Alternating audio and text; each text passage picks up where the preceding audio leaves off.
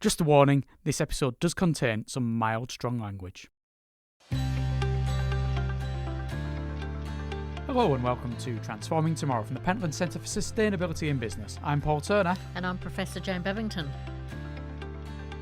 We all know electric vehicles in public transport can be a powerful route to tackling emissions, but how do you make it work financially, at scale, and for the consumer?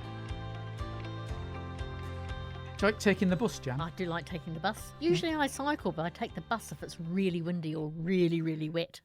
Do you reckon you could take your bike on a bus?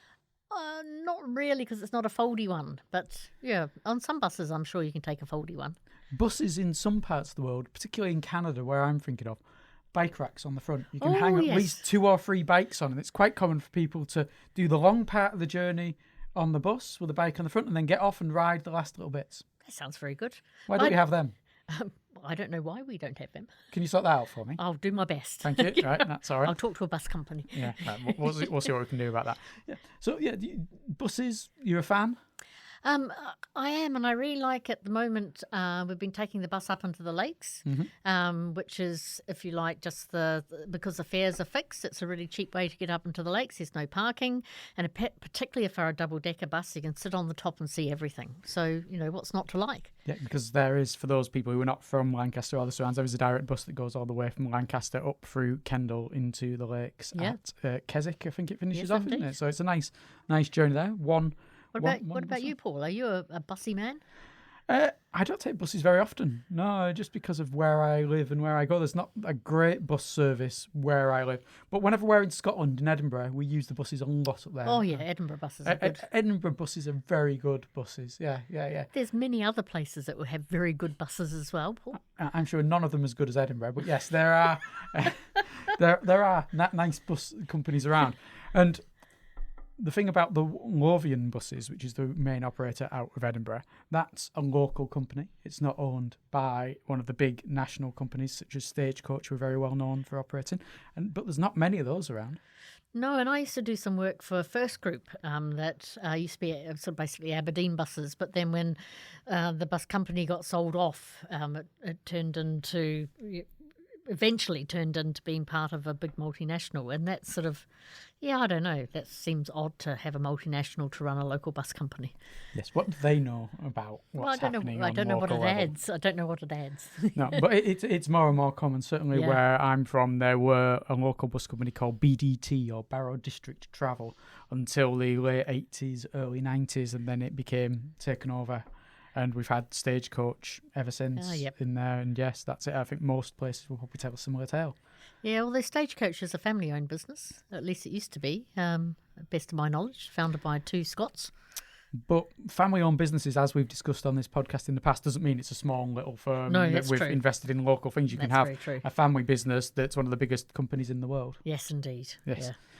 But why are we talking about buses? Why have we taken this roundabout journey? I have no idea. And lots of buses do that, by the way. I want to go straight from A to B, but it takes me via C, D, E and F. Well, sometimes going to C, D, E and F are nice places to go. Not if you're in a rush. True. Yes. Yeah. Right. No, but let's talk with someone who knows more about buses than we do. That wouldn't be hard to find somebody in that place. I feel we've had a very insightful conversation about buses just now. I think that we know enough. But, dear listeners, I'll leave you to make the judgment. Let's talk to the CEO of Warrington's Own Buses in Cheshire, a Lancaster University graduate, someone who actually studied here for a short period of time at the same time as me, much to his misfortune. Someone who previously worked for First Group, who's worked for National Express, and who is in charge of Warrington's Own Buses, and under his stewardship, I'm sure he'll tell you it's all down to him. They won the Sustainability Award at the Route 1 Awards 2025 for their fleet of 105 EV buses. Well, there's so much to unpack there. There is. So let's say hello to Ben Wakerley. Hello, Ben. Hiya, you're right. Ben, are you the best bus company in the land? Jan's suggesting that maybe you're better than Edinburgh and anywhere else? Well, Edinburgh is very good. I've got a lot of friends who work there. That is a good bus company. And you were right, I was quite impressed by your knowledge there. It is a municipally owned bus company in the same way as Warrington buses. Yeah, you notice how he avoided the question there? He doesn't want to tell us whether he's we're definitely the best one. Oh, yeah. In which case, may I suggest you're not doing your publicity side of your job very well, because you just should have come straight out of it. Now, Ben, I know a little bit about your journey from being a Lancaster grad to where you are now as CEO at Warrington's Own Buses. Can you tell us, though, about it? Yeah, so I was here here at Lancaster University between 2000 and 2003, and I've just been on a nostalgic journey around the campus. It's strange how, when things change and you think, surely they should have asked my permission to change certain things. How did that not happen? They built a whole new building. Management school looks amazing, and you think, well, almost like the planning process. I should be part of that, but never mind. We'll bring it up at the next University Council meeting. Yes, please do.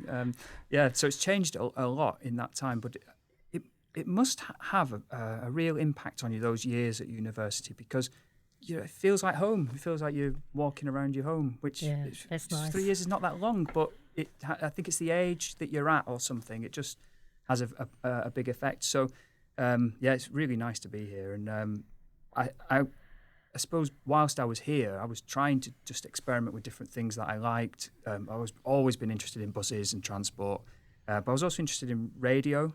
And I feel like, like at the beginning of a board meeting, you're supposed to declare an interest, aren't you? And a conflict of interest. And I feel like knowing Paul is a bit of a conflict of interest there. It should be noted down. Yes. So we knew each other through that. But I was always trying different things, and I liked music and that kind of thing. But I think really, I didn't know this at the time, but really underneath it all, I think the thing that I was interested in was leadership and management. And so I've always put myself forward for things, and I was head boy at school and that kind of thing. So I think that's, I'm predisposed to that. And so basically coming out of university, it was like, well, whichever one I was going to do, I think I would have ended up doing the leadership of whichever one of the things that I was going to do. But because I'd already been driving buses, first group said, why don't you come and work for us? That's interesting. I dare say there's very, very few university students who, as their part-time job outside of their studies, drive a bus. But it's a really good thing to do for a part-time study in terms of, flexible hours. Would you trust the average 18, 19, 20-year-old to be your bus driver? And bear in mind, Ben was not necessarily your average 18, 19 or 20-year-old. He was above average. Is that what you're saying? He was something. But yeah, I just found it really odd. And I remember at the time thinking it was really weird, but also thinking there's no doubt this man's going to go and work on the buses. So how long did you drive a bus, and do you still get to drive a bus even though you're the CEO? Yes, I think it was around 2001, 2002, something like that I passed my bus driving test while I was on holiday from university. You get quite long holidays, don't you, from uni? So it was a good way of earning money. And, I mean, the truth is I would have done it for free. I really didn't need to be paid. It was just a case of wanting to do it.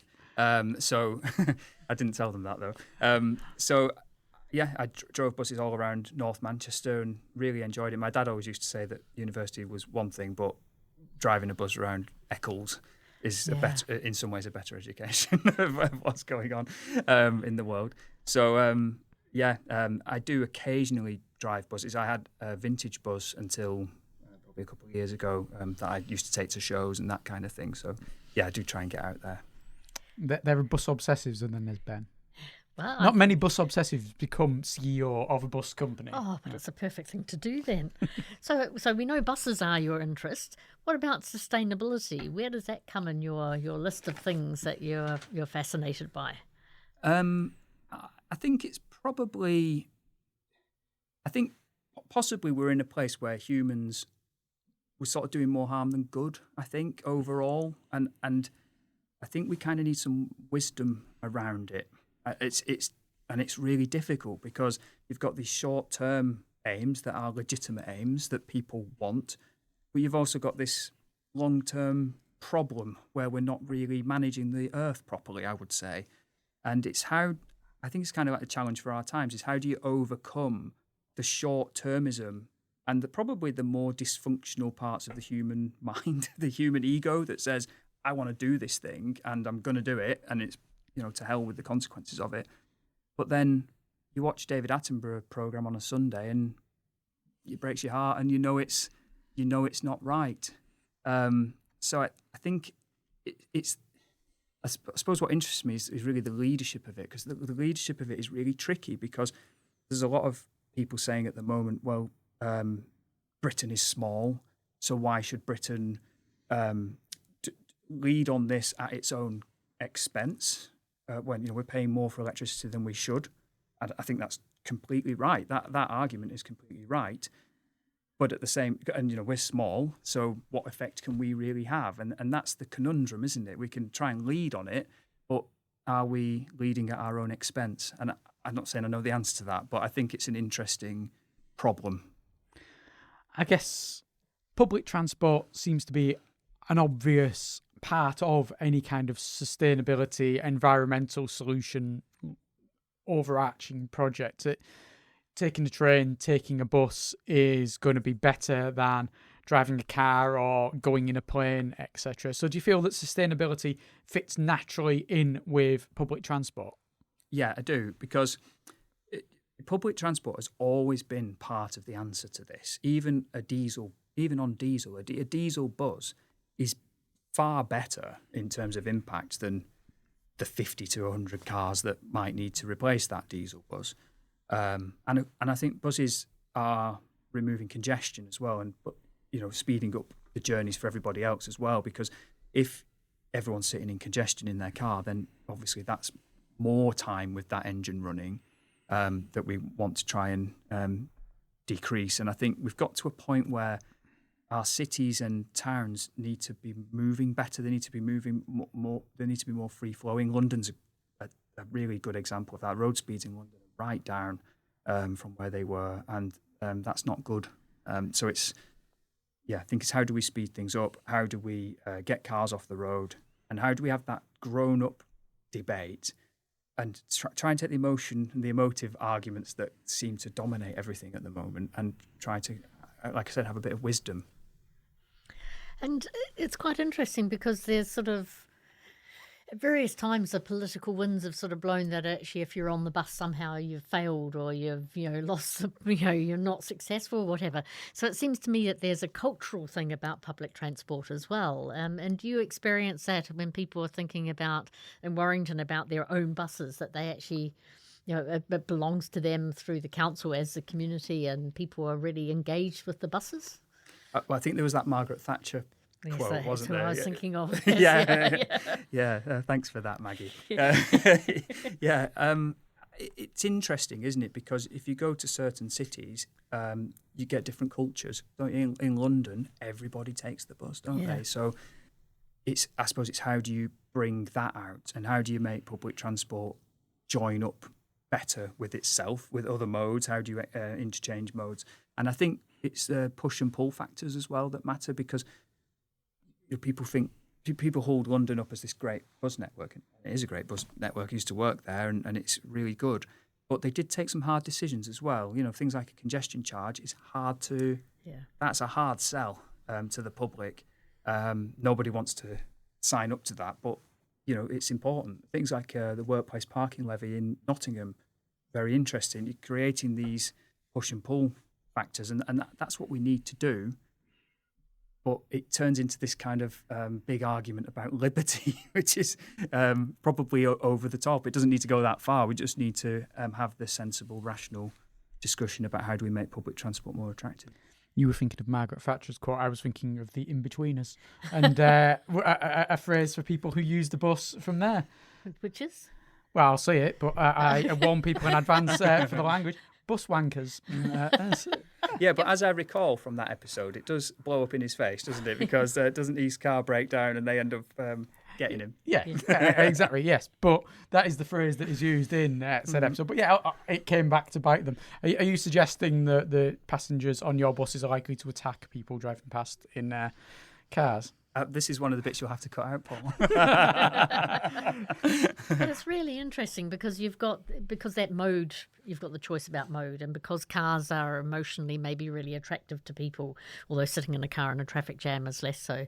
So I guess that's part of it. But for a public transport company, there must be more to being environmentally sustainable than saying we're better than that lot. So what are the kind of issues come to the fore in the bus world and around sustainability?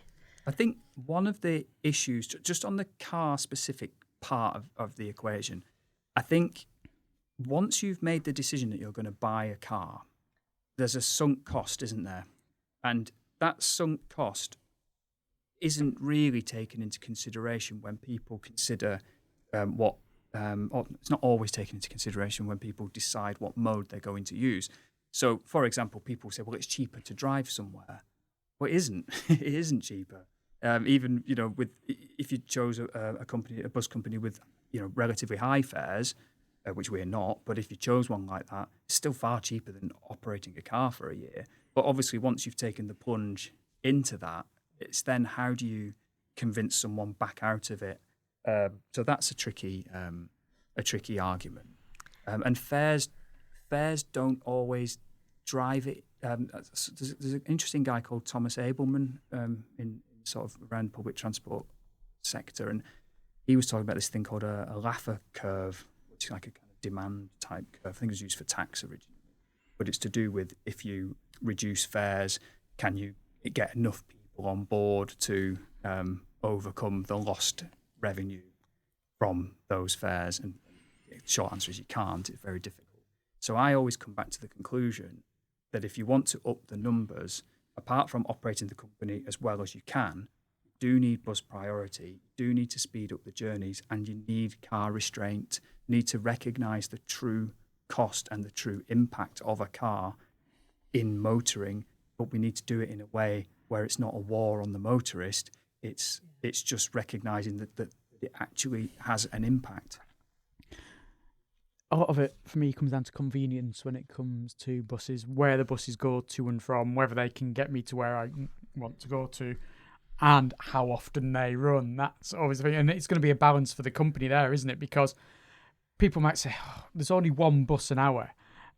That's not going to fit in with my timescale. But the bus company would come back and say, yes, but that bus operates at half capacity. If we were to run two of them, we're spending twice as much on the resources and we're not getting them full.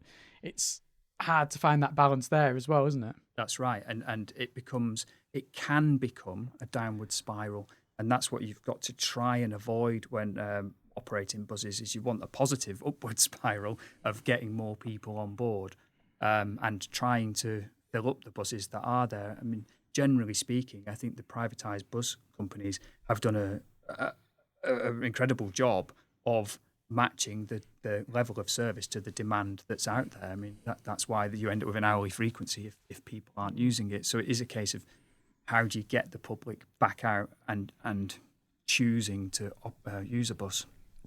And that's quite global ideas and global issues about public transport.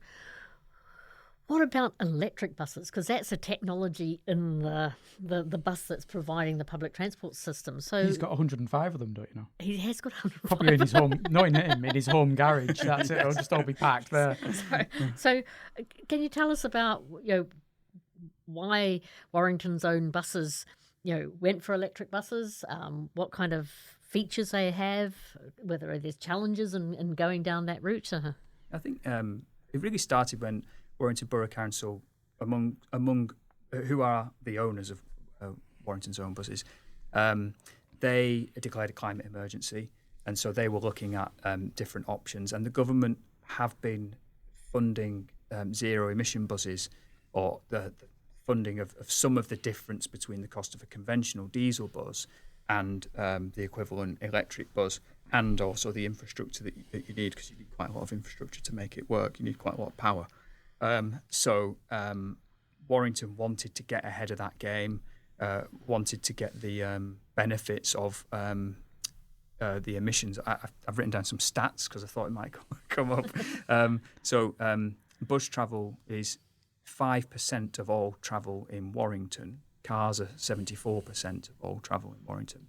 But in terms of pollution, we were at 11% NOx, 5.7% of particulate matter, amongst other downsides. So bringing in the Zebra buses, the electric buses, has saved per annum 50,000 kilograms of NOx, 1,000 kilograms of particulate matter, and 7,000 tons of CO2.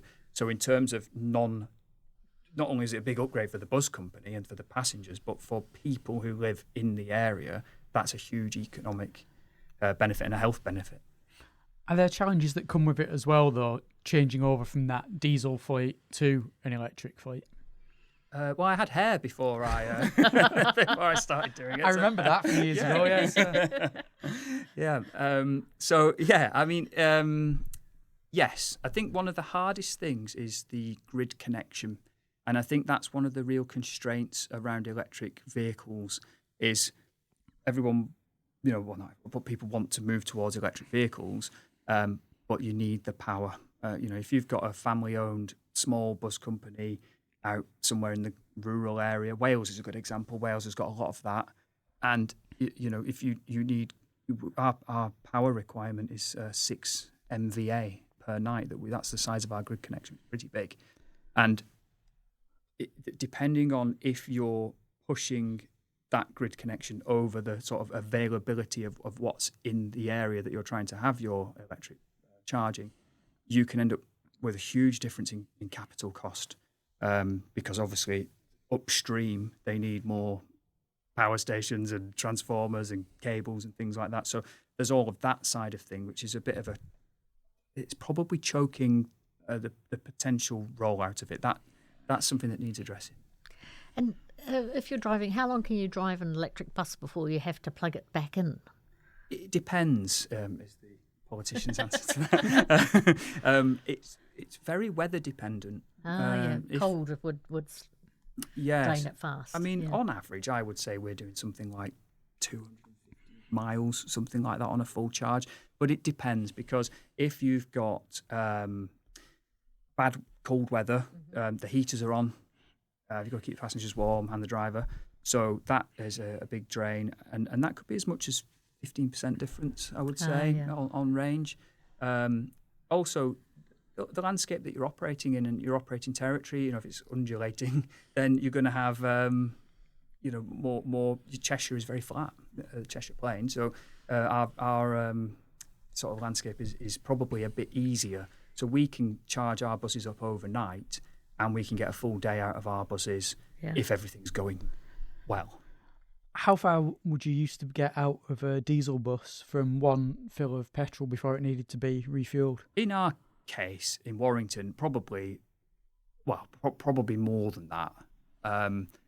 But we didn't have to do a major change of our schedules to go electric. So there was a bit of tweaking, but nothing fundamental where we were having to send more buses out or that kind of thing. But I read in the news today that HGVs and lorries and things, for registrations of HGVs last year, only 1 in 70 were not a diesel. Everything else was just remained as a diesel, and only 1 in 70 was electric. And I think a big part of the reason for that is not just the charging the vehicle up, but it's the fact that you need fast power somewhere else. When you get to the end of your delivery, you need to be able to charge it up quickly. Yeah, filling a tank is super fast. Exactly, yeah, you carry the fuel around with you. Yeah. This is the kind of question I think you'd have known even before you became a CEO of a bus company. About how many miles a day does a bus do? It depends. It depends on your operating territory. We probably do about 80 miles, 100 miles a day per bus, something like that. But a London bus can be out all day and all night, come in for some fuel, go back out. So when you talk about 250 miles to a charge, that really is no inconvenience at all. Then, if you're doing around 80 to 100 miles a day for a bus, and it then goes and parks back in the shed, or I'm sure you've got a proper name for it, overnight, it's fine. It's not, like you say, having to be drawn out of service just to get charged again. So there's no problem with that.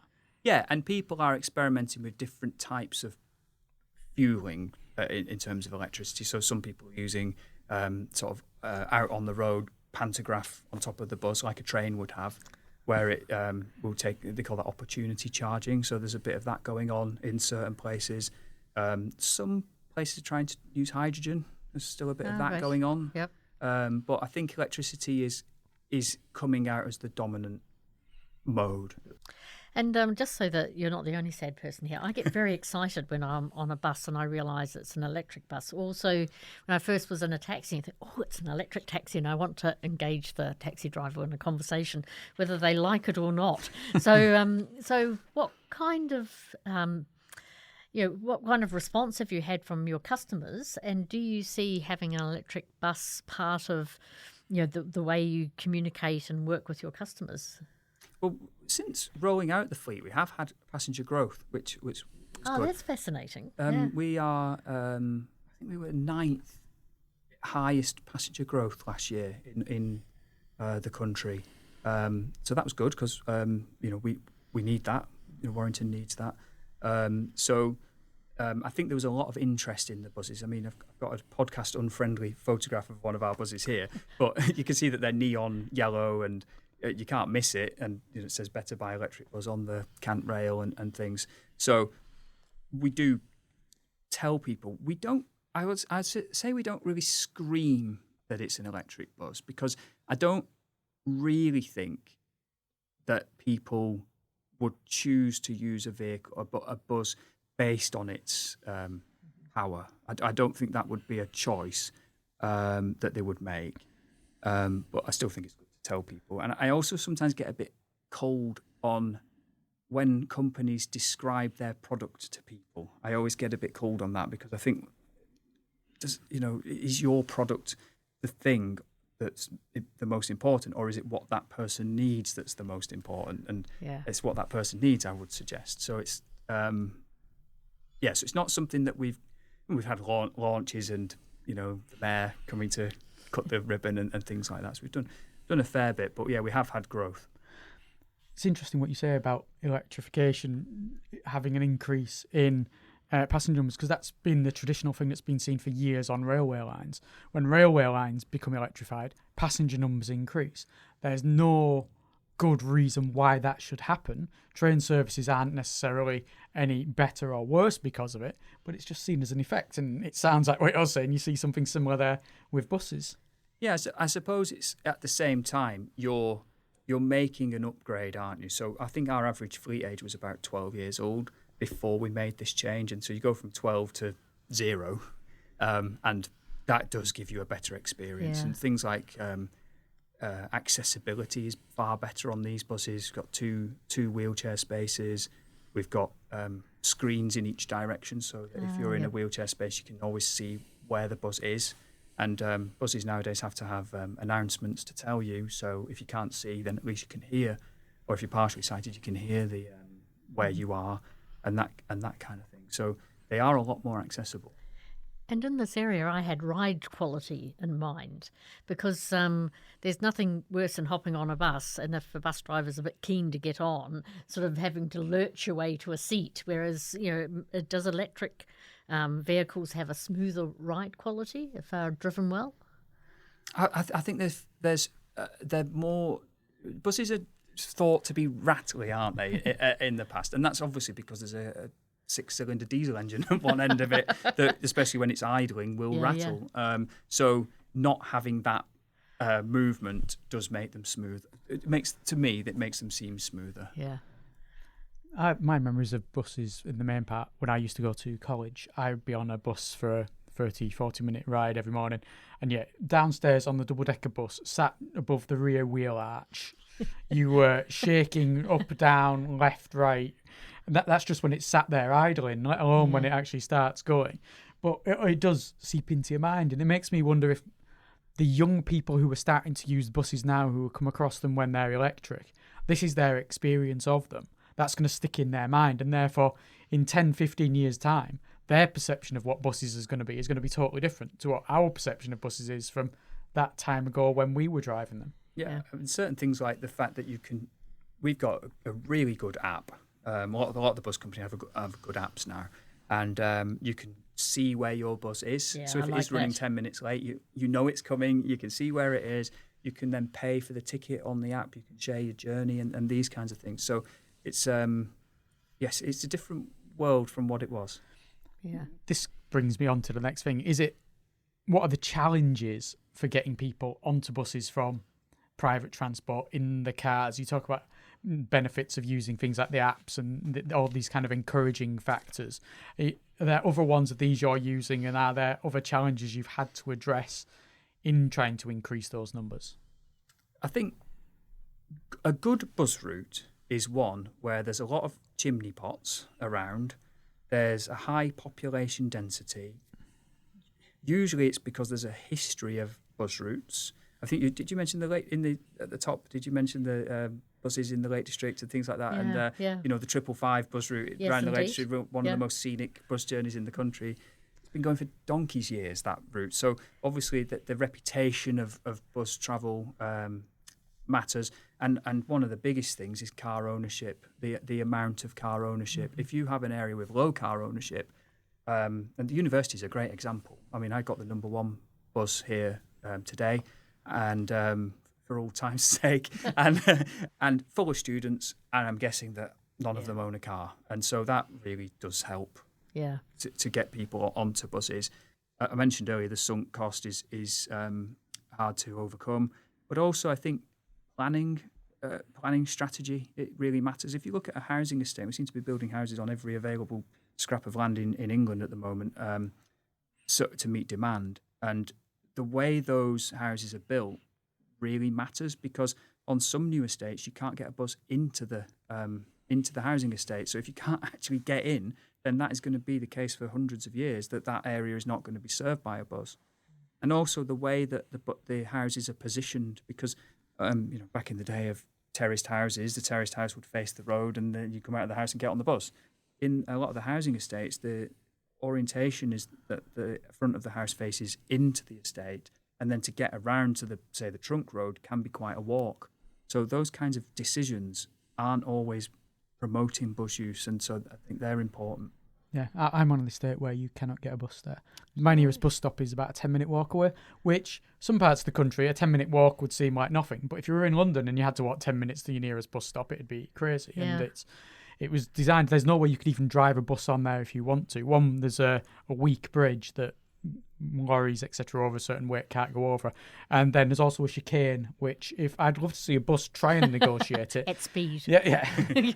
Anything greater than 5 miles an hour would be interesting. Let's just say that there'd be, buses all over the place, just carnage. Yeah, it's an interesting point you make there. You do see lots of estates going up, sometimes on the outskirts of towns where there's no bus routes going in that direction, or sometimes even within established parts of towns, but where there's no access for buses to get there. That's a really good point.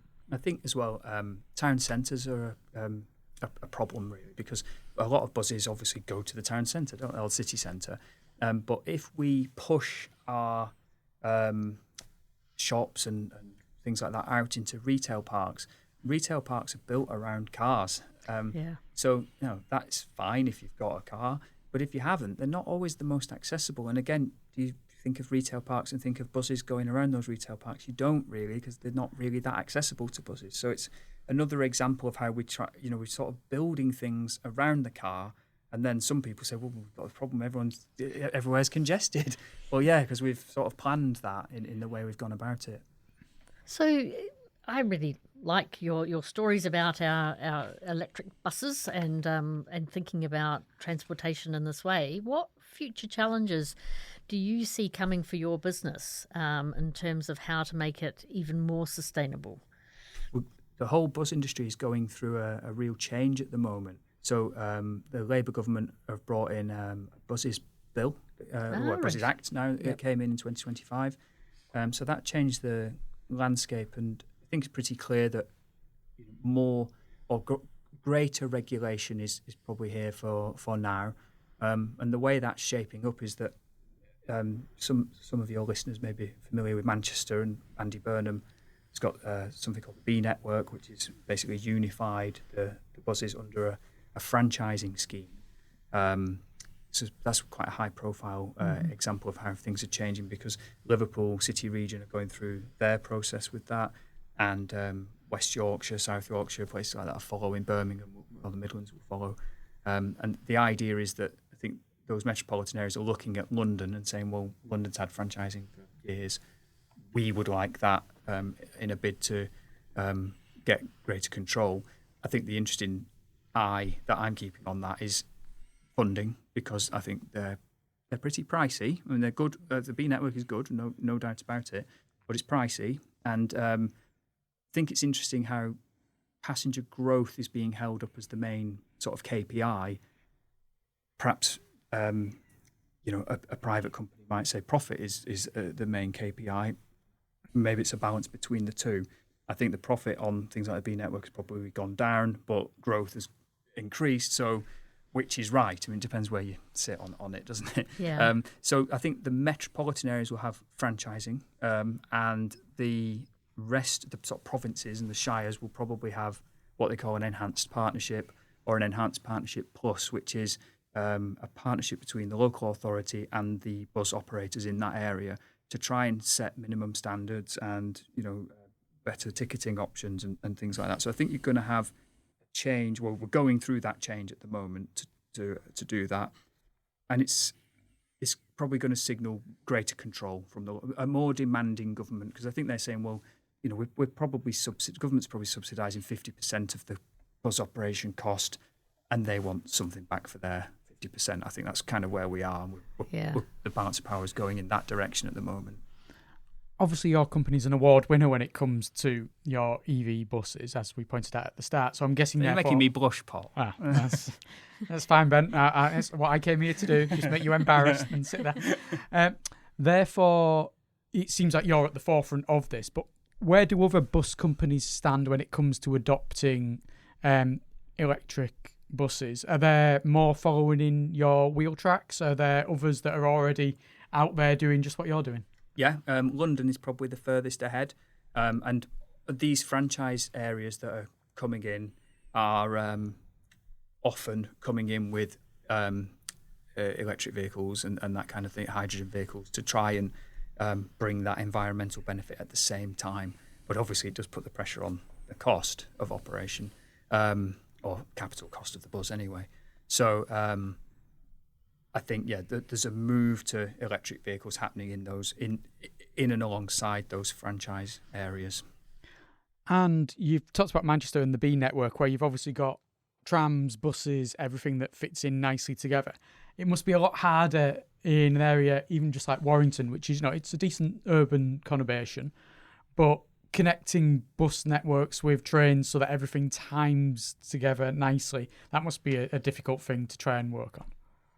Yeah, I mean, sometimes depending on the area, it's as simple as making sure that, when I got to Warrington, our buses didn't serve Warrington Bank Quay Station, which is the main intercity rail station. So we corrected that within about 6 months of me being there, because you need people to be able to switch modes, don't you? I mean, that's one of the things that London does so well, is you can switch between the two. Now, I think a lot of people say you have to franchise an area in order to get that. I don't think you do have to necessarily franchise it. You just need to work together. The bus industry's done some good stuff on that. There's a product called Plus Bus that you can buy, where you can add a bus ticket to your train ticket to be able to switch modes, and that's helpful. So I think more of that, and the government has this £3 fare cap at the moment that I've been in favour of that for a while. We have to be careful how we try and exit it, because don't want to cliff edge where people think it's too expensive and stop using it. But while you've got it, I think it's a good way of generating passenger growth. Yeah, I was recently in Scotland going from Lucas Station up to St Andrews. Charged me £5.10. I almost had a kitten. It's just so... I thought you were old enough to get the free bus pass now. Thank you. Thank you. Oh, no, that was the next one, wasn't it? Sorry, I'm just getting mixed up. Sorry, Jan. Sorry, just excuse us, Ben. I'm going to kick this man under the table. So can you wrap up before I try to murder you? No. Well, that's a challenge, yes. Who dies first? Am I killed? Oh, that's it. So do you have Warrington's own buses then any other changes that are planned? You've got all the electric buses. Is there a next step for you when it comes to your sustainability agenda, or you feel that at the moment you are where you can be? I think we're pretty good. We've got a renewable energy tariff with Octopus, so we buy all our power that's not harmed the planet while we've been buying it. And we are obviously running an electric fleet.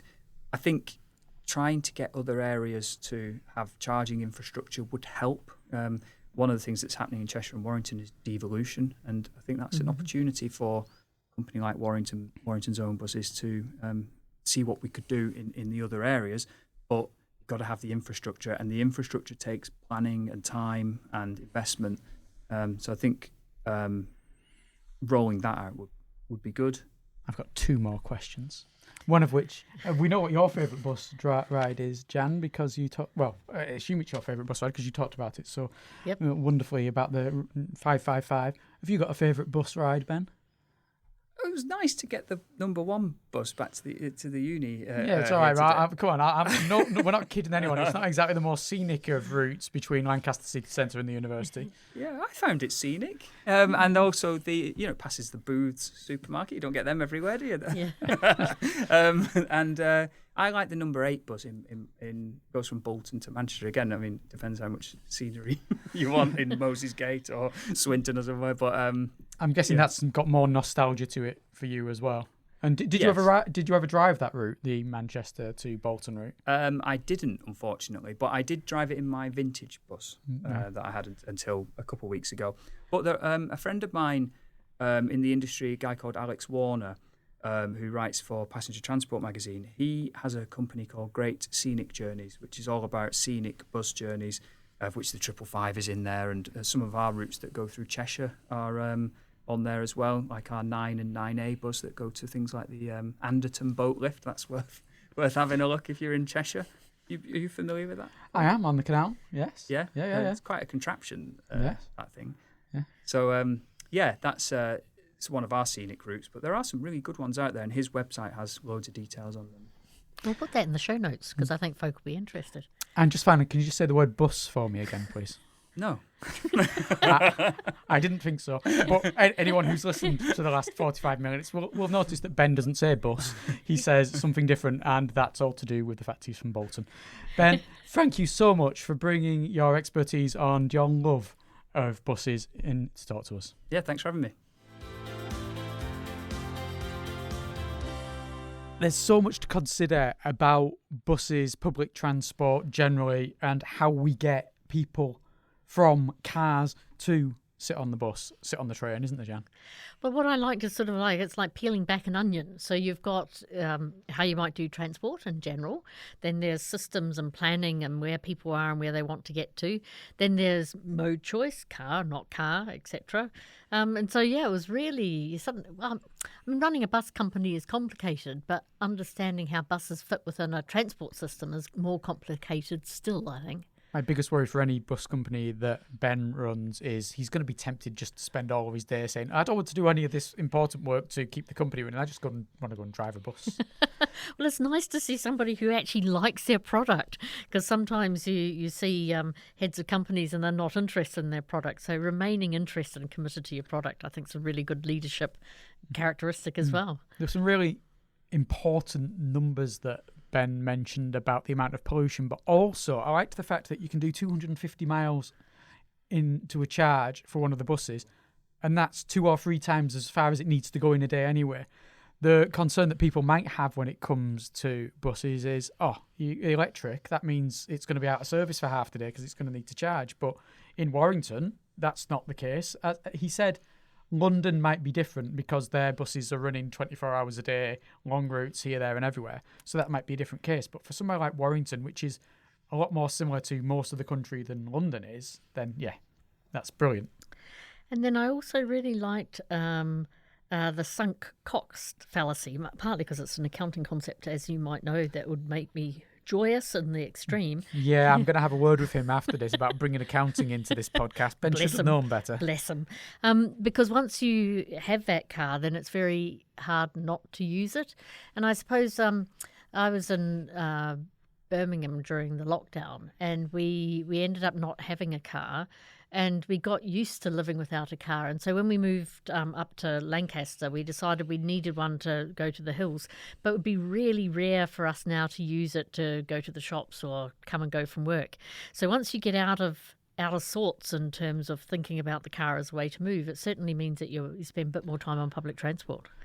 Did it work, though? Because I know people who've been in similar situations that will buy a car specifically for long journeys and then, but it's there, it's so much more convenient, let's just go and get in the car.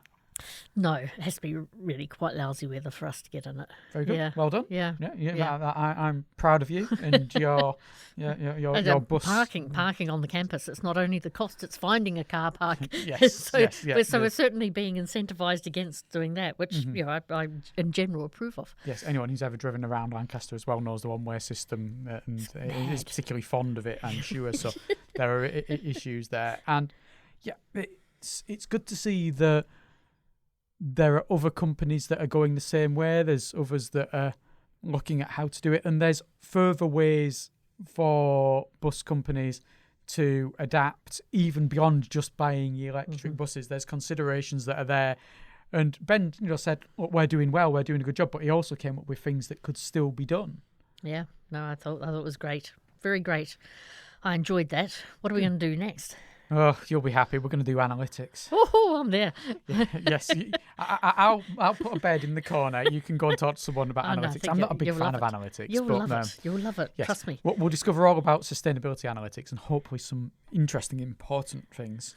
And if there aren't, you'll be held responsible. We're going to be joined by Dan Levinskas, who's the founder and CEO of Cetera in Montreal, Canada. And that's a company that deals with consultations around emissions, etc., and a lot of analytics goes into that. So that'll be a fascinating conversation. And not wholly dissimilar to what we've just chatted about as well. Indeed.